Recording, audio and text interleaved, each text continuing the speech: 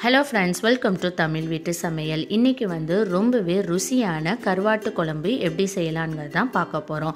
இந்த கருவாட்டு குழம்பு ரொம்பவே ருசிக்கிறதுக்கு இந்த சக்கரவள்ளி கிழங்கு சேர்த்து செய்ய போகிறோம். கண்டிப்பாக நீங்களும் செஞ்சு பாருங்கள், ரொம்பவே நல்லாயிருக்கும். இப்போ வாங்க இந்த சிம்பிளான டேஸ்டான கருவாட்டு குழம்பு எப்படி செய்யலாங்கிறத பார்க்கலாம். அரை முடி தேங்காயை அரைச்சி பால் எடுத்துக்கோங்க. அதில் தண்ணி தேங்காய் பாலில் ஒரு பெரிய தக்காளி சைஸ் அளவுக்கு புளியை போட்டு ஊற வச்சுக்கோங்க. ஒரு பெரிய வெங்காயத்தை கட் பண்ணி வச்சுருக்கேன். 4-5 சின்ன வெங்காயம் எடுத்துக்கோங்க. 2 பழுத்த தக்காளி எடுத்து கட் பண்ணி வச்சுக்கோங்க. கெட்டியான தேங்காய் பால் எடுத்து வச்சுக்கோங்க. ஒரு கருவாடு எடுத்திருக்கேன். இதோட வெயிட் பார்த்திங்கன்னா 200 கிராம் இருக்கும். இதை நல்லா சுடுதண்ணியில் நல்லா க்ளீன் பண்ணிவிட்டு நல்லா வாஷ் பண்ணி எடுத்து வச்சுக்கோங்க. காய்கறியில் பார்த்திங்கன்னா பீக்கங்காய் ஒரு சின்ன சைஸ் எடுத்துக்கோங்க. கத்திரிக்காய் ஒரு 200 கிராம் எடுத்துக்கோங்க. சக்கரவள்ளி கிழங்கு 2 எடுத்திருக்கேன். இதையும் நல்லா நம்ம வாஷ் பண்ணி எடுத்துக்கலாம். அப்புறம் ஒரு உருளைக்கிழங்கு நல்லா வேக வச்சு அதில் இருக்கிற தோலையெல்லாம் எடுத்து வச்சுருக்கேன். அப்புறம் 2 கருணைக்கிழங்கு எடுத்து வச்சுருக்கேன். அதையும் நல்லா வேக வச்சு எடுத்து வச்சுக்கோங்க. இப்போ இதையெல்லாம் நம்ம வெட்டி தண்ணியில் சேர்த்துக்கலாம்.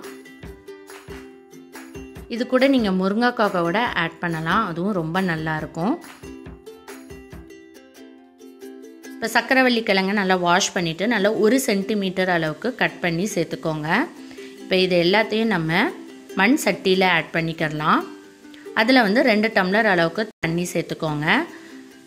இப்போ இதில் மசாலா தூள் சேர்த்துக்கலாம். ஏற்கனவே மசாலா தூள் எப்படி வீட்லேயே ரெடி பண்ணணும் அப்படிங்கிற வீடியோ கூட போஸ்ட் பண்ணியிருக்கேன். வேணும்னா டிஸ்கிரிப்ஷனில் லிங்க் கொடுக்குறேன், செக் பண்ணி பார்த்துக்கோங்க. இது கூட காரத்துக்கு 3 பச்சை மிளகாய், ஒரு கொத்து கருவேப்பிலை, ஒரு பெரிய வெங்காயத்தை கட் பண்ணி வச்சுருந்தேன் பாருங்கள், அதையும் சேர்த்துக்கோங்க. 3 தக்காளியும் கட் பண்ணி வச்சுருந்தா அதையும் ஆட் பண்ணிக்கோங்க. கொஞ்சமாக உப்பு சேர்த்துக்கோங்க. அப்படி இல்லைன்னா உப்பு கூட நீங்கள் ஆட் பண்ணவே வேண்டாம். கடைசியாக கூட நீங்கள் டேஸ்ட் பண்ணிவிட்டு நீங்கள் சேர்த்துக்கலாம். ஏன்னா கருவாட்டில் ஏற்கனவே உப்பு இருக்கும். இப்போ அதை அப்படியே நம்ம அடுப்பில் தூக்கி வச்சிடலாம். இப்போ இதை மூடி வச்சுருங்க. மீடியம் லெவல் ஹீட்டில் அந்த காயெலாம் நல்லா குக்கார வரைக்கும் குக் பண்ணிக்கோங்க. இப்போ பார்த்திங்கன்னா எல்லாமே நல்லா குக் ஆயிடுச்சு.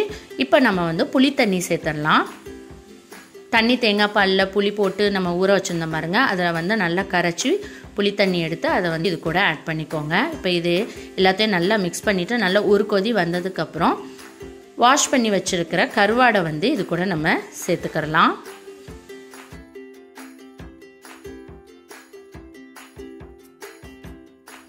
இப்போ இதை லைட்டாக நம்ம மிக்ஸ் பண்ணி விட்டுக்கலாம். திரும்பியும் மூடி வச்சுருங்க. மீடியம் லெவல் ஹீட்டில் ஒரு 5 நிமிஷம் வரைக்கும் நல்லா குக் பண்ண விட்டுருங்க. 5 நிமிஷத்துக்கு அப்புறம் நம்ம பார்க்கலாம்.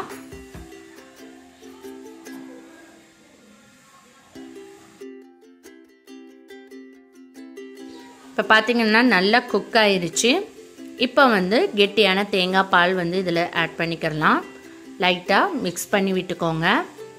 இந்த டைமில் உப்புலாம் கரெக்டாக இருக்கா அப்படின்னு செக் பண்ணி பார்த்துக்கோங்க. இன்கேஸ் உப்பு கம்மியாக இருக்குது அப்படின்னா உங்கள் டேஸ்ட்டுக்கு ஏற்ற மாதிரி உப்பு நீங்கள் சேர்த்துக்கலாம். இப்போ இது ஒரு கொதி வர்ற வரைக்கும் நல்லா நம்ம குக் பண்ணிக்கலாம். இப்போ தாளித்து இது கூட நம்ம சேர்த்துக்கலாம். அதுக்கு ஒரு சின்ன தடுக்கப்பெல்லாம் கொஞ்சமாக எண்ணெய் சேர்த்துக்கோங்க. 1 டீஸ்பூன் அளவுக்கு கடுகு பருப்பு ஆட் பண்ணிக்கோங்க. 4-5 சின்ன வெங்காயத்தை 2 வெட்டி அது கூட சேர்த்து நல்லா தாளிச்சுக்கோங்க. கூடவே ஒரு கொத்து கருவேப்பிலையும் சேர்த்து நல்லா ப்ரௌன் ஆன வரைக்கும் நல்லா தாளித்து விட்டுருங்க.